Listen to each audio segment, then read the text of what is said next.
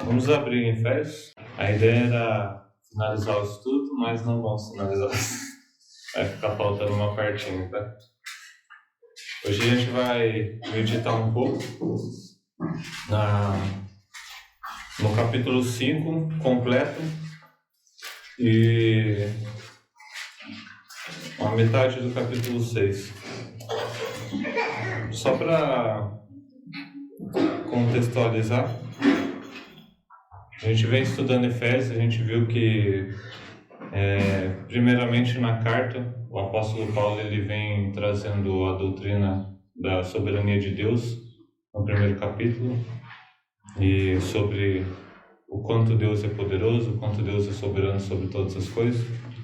Depois ele traz a doutrina da salvação e a gente vê que a partir do capítulo 2 ele começa a fazer aplicações na vida do cristão, do crente, né? Então é importante que a gente entenda bem a soberania de Deus sobre todas as coisas e a soberania dele até mesmo na nossa salvação e a transformação que ocorre quando aquela pessoa que está morta em ofensas e pecados conhece a Cristo e conhece o seu sacrifício. Então a gente vê que no contexto dessa carta ele vai apresentar essas coisas e depois vai vir com aplicações na igreja, falando ali dos gentios, que não teria que haver essa distinção, né, dos judeus e dos gentios. E aqui no capítulo 5, um pouquinho antes, aqui no final do capítulo 4, ele vem tratando sobre a santidade. E a gente vê que no capítulo 5 ele ainda continua tratando sobre isso, mas com aplicações no nosso dia a dia e na nossa vida cotidiana, né? Dessa vez eu não vou pedir para ler, mas não vou apontar, mas eu vou deixar aí para quem quiser ler, tá? Alguém pode ler o versículo 1 do capítulo 5, por favor?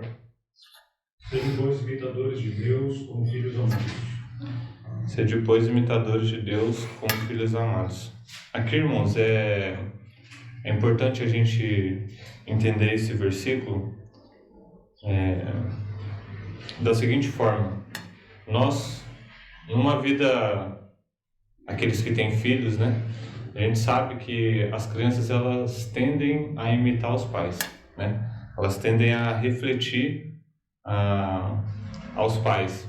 Por isso que temos que ter muito cuidado, né, com as nossas atitudes perto dos nossos filhos, justamente porque eles têm a tendência de nos imitar.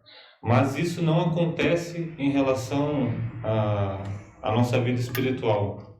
Infelizmente, a gente não tem a tendência de imitar a Cristo. Pelo contrário, como o irmão Daniel mesmo falou, a nossa carne, a gente ainda está num corpo que ela tem o pecado, né? E a nossa tendência sempre vai ser tender ao pecado. Por isso, nessa questão aqui de sermos imitadores de Deus como filhos amados, tem que ter dedicação, irmãos.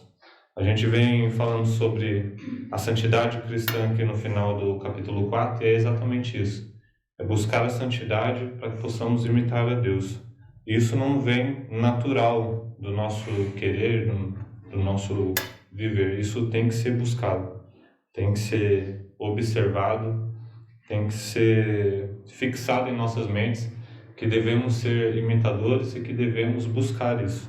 Vamos abrir também, só em relação a, reforçando esse versículo, em Mateus 5:48. Alguém pode ler, por favor?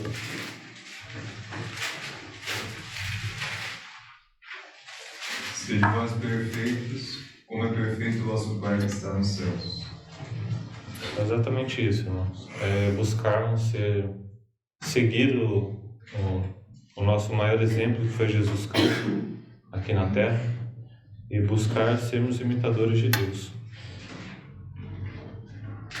Como sabemos disso? A gente vai abordar um pouco mais para frente, mas é importante a gente ter em mente que nós só conseguimos imitar a Deus se nós conhecemos a Deus. Não tem como imitar algo que a gente não conhece. Então, a busca pelo conhecimento de Deus através da sua palavra, e só através disso, da sua palavra, tem que ser algo cotidiano na vida do crente. Tá? Se queremos ser realmente imitadores de Deus, devemos buscar conhecer a Deus, primeiramente. Alguém pode ler o versículo 2, por favor? Do capítulo 5. E andai em amor, como também Cristo vos amou, e se entregou a si mesmo por nós, em oferta e sacrifício a Deus em cheiro suave. Aqui ele já começa a tratar do amor, né? E quando se fala do amor que Cristo nos amou, não estamos falando de um simples sentimento, de um simples amor de afeto. Estamos falando de amor verdadeiro, de um amor a ponto de se sacrificar pelo bem do outro. Então, quando ele fala que e andai em amor, é importante que nós entendemos o que é esse amor que ele está querendo dizer aqui. Que não é esse amor superficial, que muitas vezes a gente acha que está tendo, mas na verdade aqui ele está falando de um amor que vai muito além disso, que vai além, um amor a ponto de você se sacrificar pelo próximo, né? Que foi o que Cristo fez. E se entregou a si mesmo por nós, em oferta de sacrifício a Deus, em cheiro suave. Então, possamos, sempre que vamos estudarmos e buscar a vontade de Deus para as nossas vidas, possamos realmente meditar em cada versículo e saber ali o que realmente está querendo dizer ali, né? Não simplesmente ler superficialmente e achar que não procurar entender, né, a fundo o que está querendo dizer. Quando o apóstolo Paulo aqui traz, a gente vai ver mais para frente também no casamento, sobre agirmos de maneira que imite a Cristo, que imite o amor de Cristo por nós, é algo muito sério. E porque não é algo que soa natural de um crente, como o irmão mesmo falou no primeiro. O bom do segundo turno é que eu posso usar o exemplo da explanação do irmão.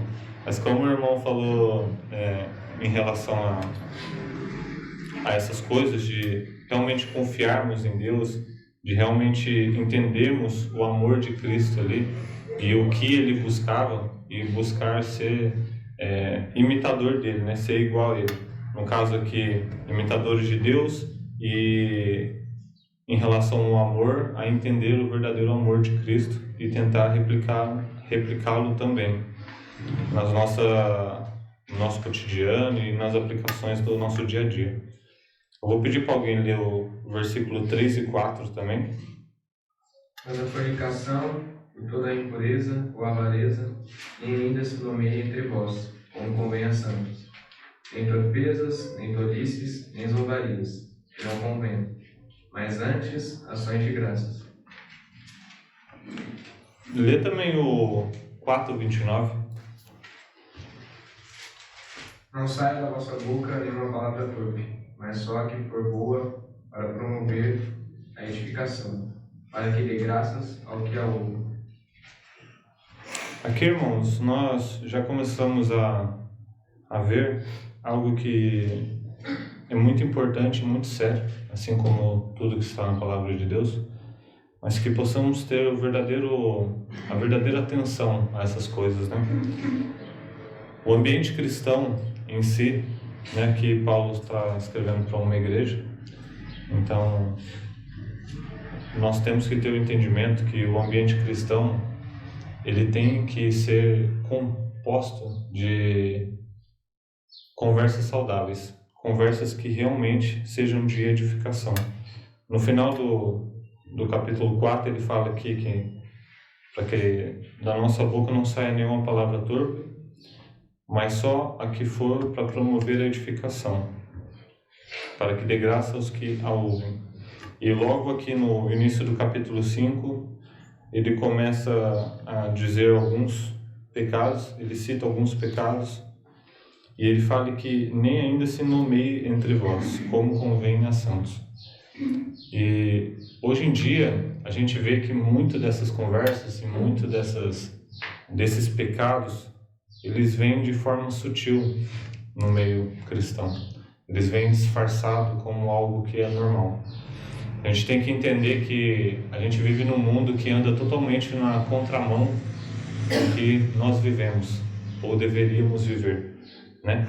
A gente busca a santificação e o mundo busca a depravação. E com essa depravação do mundo, vem as ciladas do inimigo, né? Que a Bíblia ela alerta que o inimigo ele é astuto e ela vem de armadilhas, até mesmo nas conversas, nos assuntos, às vezes por ver uma cena pornográfica que hoje em dia é comum. Ontem mesmo eu estava na casa da minha mãe, a gente estava conversando e numa simples propaganda apareceu um homem nu ali que estava passando na TV. A gente estava conversando, ninguém estava assistindo TV, acho que antes estava passando desenho até, e nesse comercial apareceu esse homem nu. E a gente vê o como isso é normal, é visto como normal hoje em dia, né? A gente vê até a evolução aí de roupas de banho, de praia. A gente vê que de um certo época para cá, as roupas estão diminuindo e isso está sido visto como normal pela sociedade. Nós temos que ter cuidado com isso, porque o nosso Deus e a sua doutrina e a sua vontade, ela não muda com o decorrer do tempo. Ela continua sendo a mesma. O que muda é as ciladas do inimigo, a maneira que ele vai abordar. Isso, se a gente for parar para pensar, está adentrando muitas igrejas. Nós temos que ter cuidado e ter o discernimento para saber repudiar essas coisas. Então, no meio cristão, no ambiente cristão, nós temos que ter esse cuidado de ter conversas que sejam de edificação. E não só no meio cristão, mas no nosso dia a dia e na nossa vida por completo, né? Nós vamos ver que Paulo, depois que ele aborda aqui no começo desse capítulo, ele vem falando de casamento, ele vem falando de pais e filhos, do lar, né? E ele vem falando também do nosso serviço, do nosso trabalho. Então, as aplicações são... Eu acredito que não tem ninguém aqui que não se encaixe em nenhuma dessas, que acho que seria meio que impossível, mas precisamos ter bastante atenção nessas coisas. Eu vou pedir para alguém ler do versículo 5 ao versículo 7, por favor. Porque bem sabeis disso, que nenhum fornicador, o impuro, o avarento, o qual é idólatra, tem herança no reino de Cristo e de Deus. Ninguém vos engane com palavras vãs, porque estas coisas vêm a ira de Deus sobre os filhos da desobediência. Portanto, não sejais seus companheiros. Aqui ele continua falando sobre isso, né? Ele continua falando sobre esse cuidado que temos que ter com o discernimento, que o mundo ele busca naturalizar essas coisas e esses pecados. Hoje em dia você vê pessoas que se dizem cristãs totalmente participantes desses pecados, como se fosse algo natural, tá? E na verdade não é. Vai de contrário à vontade de Deus e à sua palavra. E quando ele trata aqui, irmãos, portanto não sejais seus companheiros, nós temos que ter o bom discernimento de saber que não é ignorar a essas pessoas. Nós temos que, no caso aqui ele está falando da igreja em si, mas no nosso dia a dia e com aquelas pessoas que vêm com esses pecados explícitos nas conversas, nas atitudes, nós temos que ter a compaixão por essas pessoas, de não participantes dessas conversas, mas nós temos que ver como pessoas que são necessitadas de ouvir o verdadeiro evangelho. Eu vou pedir para quem leu, foi o Guilherme, ler Lucas 5, de 30 a 32, que é um caso bem conhecido, que Jesus fala ali quando ele assenta com pecadores, e esse deve ser o nosso objetivo, sempre que a gente vê certas situações e certas pessoas, a questão de não sejais seus companheiros não quer dizer não pregar a palavra para essas pessoas, pelo contrário, tá? Quando nós vemos tais atitudes nessas pessoas, nós temos a certeza que essa pessoa ela necessita de uma transformação, de uma regeneração, e o nosso papel como cristão é de expor o sacrifício de Cristo. E também, a gente vai ver mais para frente, que nós devemos, no meio cristão da igreja e também nesse meio do nosso cotidiano, condenar essas obras, tá? Pode ler, Vitor. Lucas 5. De 30 a 32. E os escribas deles, os fariseus, murmuravam contra os seus discípulos, dizendo: Por que comeis e bebeis com publicanos e pecadores? E Jesus respondendo disse: Não necessitam de médicos que são sãos, mas sim os que estão enfermos. Eu não vim chamar os justos, mas sim os pecadores ao arrependimento. Então, possamos ter esse entendimento de que essas conversas e esses ambientes são oportunidades, né? Já que através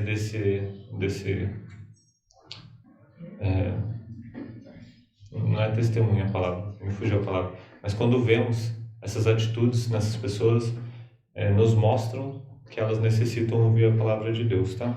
Tem gente que usa esse versículo de maneira errada, de que, então a gente tem que ir no carnaval para pregar a palavra de Deus, a gente tem que estar no meio dos pecadores, participando das atividades dele para poder pregar a palavra de Deus. Não é isso, tá? O pregar a palavra para essas pessoas e o estar no meio dessas pessoas, ela vem acompanhada da santidade que temos que ter. Então nós temos que condenar essas obras, não participando e levando o evangelho àqueles que necessitam. Se algum irmão quiser fazer alguma observação, pode ficar à vontade. Esse capítulo é um capítulo que eu aconselho os irmãos a meditar em cada versículo, porque cada versículo ele é bem valioso, ele traz muitos ensinamentos. É até difícil a gente... Vamos ver que durante o estudo eu pulei alguns versículos, que somente nesses versículos daria para fazer uma pregação inteira. Então, se alguém quiser fazer algum comentário, pode ficar à vontade, tá? Eu vou pedir para algum irmão ler agora, do versículo 8 ao versículo 14. Porque no outro tempo erais trevas, mas agora sois luz do Senhor. Andai como filhos da luz. Porque o fruto do Espírito está em toda bondade e justiça e verdade, aprovando o que é agradável ao Senhor. E não comuniqueis com as obras infrutuosas das trevas, mas antes condenai-as. Porque o que eles fazem em oculto, até dizê-lo, é torto. Mas todas estas coisas se manifestam, sendo reveladas pela luz, e a luz tudo manifesta. Por isso diz: desperta, tu que dormes, e levanta-te dentre os mortos, e Cristo te esclarecerá. Irmãos, aqui a gente viu, né, o que eu acabei de comentar, sobre o dever do cristão de expor o seu pensamento, né? Nós, como verdadeiros cristãos, nós temos um entendimento que aqueles que não têm, não conseguem ter. Então, sobre certos assuntos, o calar do cristão, ele muitas vezes, nesse ambiente, às vezes a gente não consegue sair daquele ambiente, principalmente em questão de serviço, em outros lugares, e o nosso dever como filhos de Deus é expor a verdade, né? Aqui fala sobre condená-las, essas tais atitudes, e esse é o dever do cristão, é realmente condenar aquilo dali que está sendo falado ou está sendo feito no ato ali, né? Como filhos de Deus, nós temos que defender a palavra de Deus, né? Defender a verdade de Deus, a vontade de Deus. Isso é algo que muitas vezes no nosso próprio pensar nós acabamos colocando a pessoa né, ou as pessoas que estão ali com uma importância maior do que a do nosso Deus, né? No fato de, poxa, o que aquela pessoa vai pensar de mim? O que aquela pessoa vai pensar que eu sou? Ou se eu falar isso para o meu chefe ou para um superior, ele pode me demitir, e a gente acaba caindo em outro erro, que é o que a gente estudou no outro estudo, de não confiar que Deus pode nos suprir em todas essas coisas. Nós não devemos colocar essas pessoas acima de Deus, irmãos. Isso é algo que precisamos ter fixado em nossas mentes. Se algo que está sendo falado ali e você está participando desse momento vai de contrário à vontade de Deus, o nosso dever como cristão é realmente expor que aquilo é contrário à vontade de Deus e que aquilo está errado. Se muitas vezes nós ficamos quietos, a gente pode ser interpretado como co-participante daquilo dali, né? O nosso silêncio pode ser interpretado como uma aprovação daquilo que está sendo falado, que na verdade é contrário à palavra de Deus. No versículo 10 e 11, ele fala assim: aprovando que é agradável ao Senhor, e não comuniqueis com as obras infrutuosas das trevas, mas antes condenais. A gente vê a questão do discernimento, né? O cristão, ele tem que buscar o discernimento, ele tem que buscar não só filtrar aquilo que está sendo pregado no púlpito, na igreja, mas filtrar aquilo que está sendo falado no seu dia a dia. Aqui ele fala no versículo 10, aprovando o que é agradável ao Senhor, né? E no versículo 11 ele já fala, e não comuniqueis com as obras infrutuosas das trevas, mas antes condenais. Então, tudo que ouvirmos, nós temos que ter esse filtro, né? Esse discernimento de saber se aquilo é agradável ao Senhor ou se aquilo não é agradável ao Senhor. E se não for, nós temos que condená-las. Só uma curiosidade, irmãos, sobre esse trecho. O versículo 14, quando Paulo ele fala: por isso diz, desperta tu que dormes e levanta-te dentre os mortos e Cristo te esclarecerá. Essa passagem não tem nas Escrituras, tá? Na Bíblia. Existem passagens que têm o contexto parecido, que tem a mesma mensagem, assim como a Bíblia tem várias passagens que falam da mesma coisa, mas da maneira que está sendo dito aqui, não está na Escritura. Eu fui ler sobre isso e alguns estudiosos acreditam que poderia ser um hino que era conhecido ou algo do tipo. Tá? Do jeito o apóstolo Paulo era igual ao irmão Daniel, gosto de citar os hinos. Então pode ser que seja isso, tá? Mas em Isaías, acho que em 3 passagens falam exatamente a mesma coisa. Não exatamente, mas a mesma mensagem. Em Malaquias também fala. Mas aqui pode ser que seja um hino que ele esteja citando aqui, tá? Vou pedir para outro irmão ler do versículo 15 ao versículo 17, por favor. Portanto, vede prudentemente como andais, não como décimos, mas como sábios, remindo o tempo, porquanto os dias são maus. Por isso, não sejais insensatos, mas entendei qual seja a vontade do Senhor. Aqui, irmãos, a gente vê a importância da sabedoria do crente, né? Não podemos nos acomodar assim que passamos pela transformação e pela regeneração. É errado o crente se acomodar simplesmente no conhecimento da doutrina que o salvou, que é a salvação, né? Mas temos que buscar a sabedoria e o conhecimento da palavra de Deus para que possamos ter o discernimento no momento que a gente precisar dele, né? Seja no nosso dia a dia e, na verdade, em todas as coisas, né? O cristão, ele tem que viver uma vida de santificação, seja na igreja, no seu trabalho, na sua casa, seja em qualquer lugar. E nós vemos isso também. Eu vou pedir para o Kevin, se não quiser abrir, se souber de cor pode falar, mas Salmos 1 e 2, ele fala mais ou menos isso, sobre meditar na lei do Senhor, né? E o quanto isso é importante para que possamos saber agir de uma maneira que agrade ao Senhor em todas as situações. Pode ir. Bem-aventurado o homem que não anda segundo o conselho dos ímpios, nem se detém no caminho dos pecadores, nem se assenta na roda dos escarnecedores. Antes tem o seu prazer na lei do Senhor, e na sua lei medita de dia e de noite. A importância, irmãos, de conhecermos a Deus é algo assim que não devemos descartar. Pelo contrário, nós só conseguimos agradar a Deus o conhecendo, né?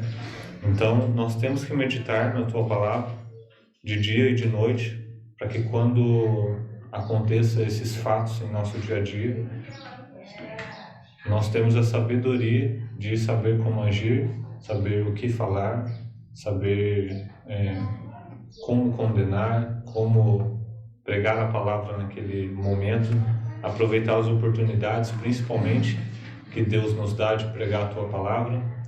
E a gente só consegue buscar ter todo esse conhecimento, agir realmente de acordo com a vontade de Deus, se a gente buscar na Tua Palavra conhecer a Deus. Vamos ver agora o versículo 18, pedir para alguém ler. E não vos embriagueis com vinho em que há contenda, mas enchei-vos do Espírito. Aqui ele faz uma comparação, né, entre a embriaguez do vinho e o Espírito, o encher do Espírito. A gente pode entender que a embriaguez ela traz uma satisfação, né, temporária àqueles que se embriagam, aquela falsa alegria, aquela falsa sensação de bem-estar. E depois, logo em comparação, a gente vê a verdadeira alegria, né, que é se encher do Espírito de Deus, que é o verdadeiro prazer que está naqueles que aceitaram a Cristo como seu Senhor. Ele faz essa comparação do vinho com o encher-vos do Espírito. Alguém lê o versículo 20, por favor? Dando sempre graças por tudo ao nosso Deus e Pai, e o nome de nosso Senhor Jesus Cristo. E aqui mais um ponto importante, né, de sermos gratos a Deus por tudo. E quando eu falo tudo, é realmente tudo. Muitas vezes a gente cai no erro de agradecer somente a Deus por as coisas boas, né, que acontecem na nossa vida e as bênçãos que Deus derrama em nossas vidas diariamente, como o pão de cada dia, como o teto sobre nossa cabeça, como o simples respirar de manhã, e Deus ele nos permite mais um dia. Aí tem 2 pontos, irmãos. O primeiro ponto, agradecer a Deus a oportunidade de termos mais tempo aqui, no caso de vida, e sabermos realmente usar esse tempo, como o irmão mesmo citou no estudo. Nós temos que agradecer a Deus da maneira correta, com o objetivo correto. Agradecemos a Deus pela oportunidade de pregar o seu Evangelho, agradecemos a Deus pela oportunidade de ser participante de uma igreja verdadeira, né, com tantas igrejas que pregam o falso Evangelho aí. Agradecer a Deus por um dia ter ouvido, né, sobre o Evangelho e ter sido salvo. E agradecer a Deus também, irmãos, pelas provações. Isso é algo que muitas vezes a gente não tem o costume de agradecer a Deus pelas coisas, pelas provações que passamos, porque essas provações nos trazem experiência, nos trazem aprendizado, né? Agradecer a Deus pela correção de nossos pecados, pela disciplina que vem de Deus pelos nossos pecados. Isso é em tudo dar graça, né? Não só nas coisas boas. mas naquilo que provém de Deus também, que são essas coisas, e que nos fazem bem, por mais que a nossa carne ache que não, mas não, tendo um bom discernimento, nós vemos que essas provações e essa disciplina, ela faz bem ao cristão, porque ela produz experiência, né? Produz aprendizados. Então que possamos dar graças em realmente tudo, né? Não só nas coisas boas. Logo abaixo, irmãos, ele vem com a vida social, né, do crente, que é o casamento, que é os filhos e pais, e servos e senhores, né, os deveres do casamento. Então, a gente vai ver agora uma aplicação em alguns outros pontos. Vou pedir para uma mulher ler do 22 ao 24. Vós mulheres, sujeitai-vos aos vossos maridos como ao Senhor, porque o marido é a cabeça da mulher, como também Cristo é a cabeça da igreja, sendo ele o próprio Salvador do corpo. De sorte que assim como a igreja está sujeita a Cristo, assim também as mulheres sejam em tudo sujeitas aos seus maridos. É importante, irmãos, agora que nós entramos nesses assuntos específicos, entendermos que nada disso é possível sem antes ou ter em nós a submissão ao Senhor, tá? É impossível que a mulher seja submissa ao seu marido se antes ela não for submissa ao Senhor. É impossível que um marido ame a sua mulher e como Cristo ama a igreja se antes ele não for submisso a Deus. Nós temos que entender aqui que a submissão da mulher é o reconhecimento de que há uma liderança no homem, né? Deus nos mostra isso, a gente está estudando com o pastor sobre a liderança, entender aquilo, né? E auxiliá-lo naquilo. Ser submissa é realmente isso. Hoje em dia a gente vive numa sociedade que prega ao contrário, tendo uma interpretação errada desse trecho da Bíblia, achando que ser submissa é você simplesmente ser uma escrava, e não é nada disso que Deus está falando na tua palavra aqui. Mas uma mulher que é submissa ao marido, ela não tenta miná-lo e não é destruir a palavra, é sabotar, né, a liderança do seu marido. Pelo contrário, ela busca ajudá-lo e auxiliá-lo no que for preciso. Muitas vezes a gente pensa mas o meu marido não vai saber reconhecer o que é uma verdadeira liderança, tá?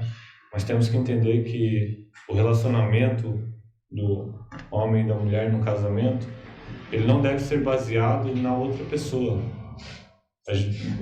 Você não tem que ser submissa porque o seu marido merece a submissão. Você não tem que amar a sua esposa porque ela faz por onde. A gente vê que relacionamentos que são pautados na outra pessoa são relacionamentos que não dão certo por isso. Porque o homem é falho, são dois pecadores, né? É uma pecadora e um pecador. E quando você se baseia na vida e nas atitudes de um pecador, isso traz consequência. Aqui nós vemos que todas essas ações têm que ser baseadas somente em obedecer à vontade de Deus, nada mais do que isso. Da maneira que Deus vai trabalhar nesse casamento é com Deus, né? Nós não temos que questionar isso, somente obedecer a tua vontade, a tua palavra. Vou pedir para outro irmão ler do versículo 25 ao 28.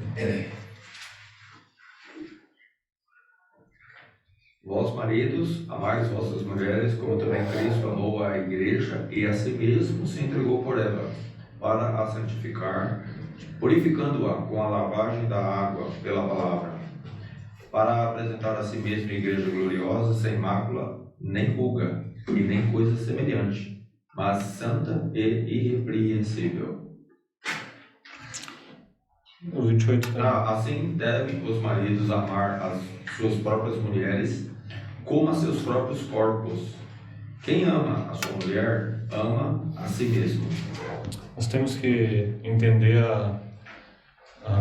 das duas partes num casamento que deve haver essa submissão, né? O marido que ele é temente a Deus, ele não vai tirar proveito da sua liderança, né, naquele casamento. Pelo contrário, ele com humildade ele vai reconhecer a sua responsabilidade de cuidar da sua família, tanto em questão material quanto em questão de santificação, buscando a santificação da sua casa também, de uma boa liderança, de bons hábitos, né, no seu dia a dia, como estudar a palavra de Deus e agradecer sobre tudo. E ele vai saber reconhecer isso se ele for temente a Deus também. Mais uma vez a gente vê amar, né, tanto no caso da mulher quanto no caso do marido, a gente vê a comparação com o amor de Cristo à sua igreja, com o amor de Cristo àqueles, como no caso da mulher, da sujeição também da igreja para com Cristo. Nós vemos que são exemplos que são totalmente puros, né? Totalmente verdadeiros. E temos que buscar esse sentimento em nossos corações também, de tanto na parte da liderança, do amor, do cuidado que o marido tem que ter com a sua esposa, tanto na parte da sujeição e do auxílio que a mulher deve buscar ao seu marido, que sejam feitos de coração sinceros, não pelo seu cônjuge, pelo seu parceiro, mas por Deus, né? Mas pelo cumprimento da ordenança de Deus. Nós vemos que Paulo ele gasta mais versículos em relação ao marido do que a mulher, porque realmente é algo que naquela época era algo no âmbito que eles viviam ali da sociedade. A mulher, o escravo, a criança, eles não tinham muita palavra, era somente os homens. Tanto que a gente vê certos exemplos que, no caso da multiplicação dos pães mesmo, eram contados homens. Então ali o homem ele representava a sua família no geral. Então a importância do homem, que o homem tem na liderança e na conduta da sua família é muito importante. Nesses versículos eu separei aqui 3 pontos, né? Do 25 ao 28, que são aprendizados, né? Que é a disposição de sacrificar tudo pela sua família, pela sua companheira, dar a importância ao seu bem-estar, nós cuidarmos da nossa companheira, da mulher, e o seu bem-estar. E terceiro, cuidar dela, que entra meio que acho que é a mesma coisa do segundo, então são 2 pontos, tá? Cuidar dela como cuida do seu próprio corpo, né? E depois ele vai falar sobre ser um corpo só, e é exatamente isso. Você ter o cuidado como se fosse a você mesmo. No versículo 31, irmãos, eu vou pedir para algum irmão ler. Por isso deixará o homem seu pai e sua mãe, e se unirá à sua mulher, e serão 2 numa carne. Aí a gente vê a conclusão desses ensinamentos de Paulo, né? A gente vê a dedicação como um só, como uma família dedicada a Deus, E como isso é importante, e como em todas as áreas da nossa vida, né? Muita gente que não entende essa parte da família e da sua conduta dentro da família como algo importante, mas ela se encaixa do mesmo jeito que outras ordenanças de Deus, ela também é uma ordenança, e não é uma ordenança menor do que a outra. Na palavra de Deus a gente não vê isso, a gente vê a vontade de Deus como um nível só, não tem níveis de isso aqui é importante fazer, eu não posso matar, mas eu posso agir errado no meu dever de um líder da família, agir errado de uma maneira que eu não seja sujeita ao meu marido. Então nós temos que enxergar isso daqui como algo de tamanha importância quanto as outras coisas da nossa vida. Então temos que ter essa atenção para que possamos agir de maneira correta e rendendo graças a Deus nos nossos relacionamentos, no caso aqui no casamento, na sua família. Falando de família, a gente vai entrar agora no versículo 1 a 4 do capítulo 6. Eu vou pedir para algum irmão ler. Vossos filhos, sejam obedientes a vossos pais no Senhor, porque isto é justo. Honra teu pai e tua mãe, que é o primeiro mandamento com promessa, para que te vá bem, e vivas muito tempo sobre a terra. E vós, pais, não provoqueis a ira a vossos filhos, mas criai-os na doutrina e na admoestação do Senhor. Primeiramente, irmãos, aqui a gente já está introduzindo na família em si, né? Sai do casamento para vir para a família no relacionamento de pais e filhos. E a gente vê, primeiramente, o que se inicia nisso, né? Que é no versículo 4, que é criar, mas criai-os na doutrina e admoestação do Senhor. Então já parte daí, tá? A primeira atitude é dos pais de realmente criar os seus filhos na doutrina de Deus, para que o versículo 1, 2 e 3 possa ser até essa, né? O pai pode criar até mesmo nessa doutrina que é descrita aqui, que é: vós filhos sejam obedientes a vossos pais no Senhor, porque isto é justo. Então a responsabilidade, né? Agora eu com a Adinha, de realmente criar ela nos caminhos de Deus, criar ela na doutrina de Deus, ensinando o que é correto, ensinando até mesmo e principalmente a obediência, né, aos pais, que é algo que é o primeiro mandamento com promessa e é algo que vem desde lá do antigo, né, a importância de honrar o teu pai e honrar a tua mãe. Antigamente, o descumprimento desse mandamento era tratado de maneira muito mais severa, né? Tem casos de apedrejamento, em caso de desonra de pai e de mãe. Hoje a gente vê um mundo que luta e está conseguindo tirar até a autoridade de correção. A gente vê que o mundo hoje, que a criança não pode ser corrigida, que a criança você não pode falar coisas sérias para a criança. Eu vi um exemplo ontem, estava vendo o Instagram, e eu vi um exemplo de um nutricionista que chega os pais para ele com uma criança de 2 anos e fala que a criança só quer comer bobeira. E ele fala que os pais queriam que ele resolvesse o problema da criança que tem 2 anos, que simplesmente é tirar, né? Quem está comprando a bobeira, quem apresentou e quem incentivou aquilo foram os pais. E eles querem que o nutricionista entre na cabeça da criança e ensine ela que ela não tem que comer bobeira. Então a gente vê que até mesmo os pais, eles estão perdendo essa autoridade, né? Eles acham que hoje não devem corrigir, que a criança tem que ter a liberdade de expressão, e elas crescem dessa maneira, e no futuro não vem coisa boa por aí, né? Então a importância de criarmos nossos filhos, aqueles que já têm, aqueles que ainda não têm, de ter isso em mente, tá? Eu falo isso, aqui tem bastante gente solteira, bastante gente que não tem filho ainda, mas isso tem que ser uma verdade, tá? Gravado em nossos corações, para que quando vier essas oportunidades de servir a Deus, de fazer a vontade de Deus, isso seja claro. Então, criar os filhos na doutrina de Deus, para os filhos obedecer a essas doutrinas, tá?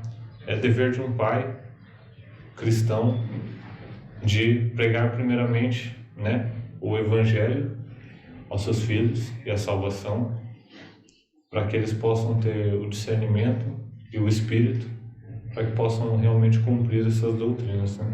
Não só cumprir por simples religiosidade, dessa vez saiu, não, talvez não saiu, religiosidade, mas cumprir com a verdadeira intenção de obedecer a Deus. Vamos ver agora, irmãos, vamos entrar num assunto que é de servos e senhores, que é do versículo 5 ao versículo 9, tá? A gente vai deixar a armadura espiritual, que é algo que não daria para resumir assim tão rapidamente. A gente já até passou do horário, mas não daria para resumir, então eu achei melhor separar numa outra parte e assim finalizar o estudo. Mas eu vou pedir para o irmão ler o capítulo 5, por favor. O capítulo 5 não, o versículo 5 do capítulo 6.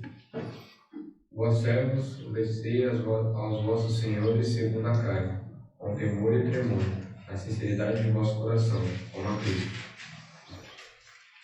Aqui, irmãos, é algo muito sério, né? E um ensinamento muito sério que muitas vezes passa despercebido no nosso dia a dia. A sinceridade de coração para cumprir, né, os nossos afazeres dentro de um serviço. Eu tenho um exemplo que, né, se eu tivesse pregado há 3 domingos atrás, eu não teria esse exemplo, mas hoje eu tenho, que eu iniciei num trabalho, né, não sei se todos sabem, e foi algo que aconteceu, e como eu estava estudando sobre o assunto, me veio na mente a importância da gente conhecer a palavra de Deus e meditar nela. Porque na hora que acontecer certas coisas, a palavra de Deus ela vem nos exortando. O que aconteceu? Eu cheguei nesse serviço e logo as pessoas que estavam ali trabalhando comigo já vieram com várias reclamações de faz tanto tempo que eu não tenho aumento, aqui o salário está ruim, isso, aquilo, e falando isso, aquilo. De repente, irmãos, eu me vi desanimado de fazer as coisas no serviço. E é exatamente isso que aqui fala para não fazer. Porque eu falei assim, daí me veio esse trecho, né? De que a gente não está fazendo algo para com os homens. A gente não tem que ser um bom servo porque o emprego nos dá maravilhas de benefício, mas a sinceridade do coração ela vem de obedecer à vontade de Deus. Se Deus nos mostra aqui que temos que obedecer aos nossos senhores, né, o que não vai de contrário à sua palavra, mas obedecer aos nossos senhores segundo a carne, com sinceridade em nosso coração, é isso que temos que buscar, independente de se não é logo após, né? Só completando o exemplo, logo após eu fui almoçar e eu estava na fila assim para pegar as coisas e tinha uma mulher do outro lado reclamando que sempre era a mesma salada, que isso, aquilo. Então, isso é natural, tá, irmãos? Entre o nosso dia a dia de serviço, de trabalho, é bem natural que as pessoas descontente com aquilo, elas exponham isso e às vezes pode nos contaminar a também não fazer aquilo com verdadeira sinceridade, porque aquilo não eu estou fazendo algo, mas eles não estão retribuindo isso. Mas a gente tem que pensar que tudo isso a gente faz por amor a Deus e por obediência a Deus. Então a sinceridade de coração é algo que tem que surgir em nosso coração para que possamos fazer a vontade de Deus, até mesmo quando não somos recompensados por isso, tá? Por nosso chefe, tá? Aí eu vou pedir para outro irmão ler do versículo 6 ao versículo 8, por favor.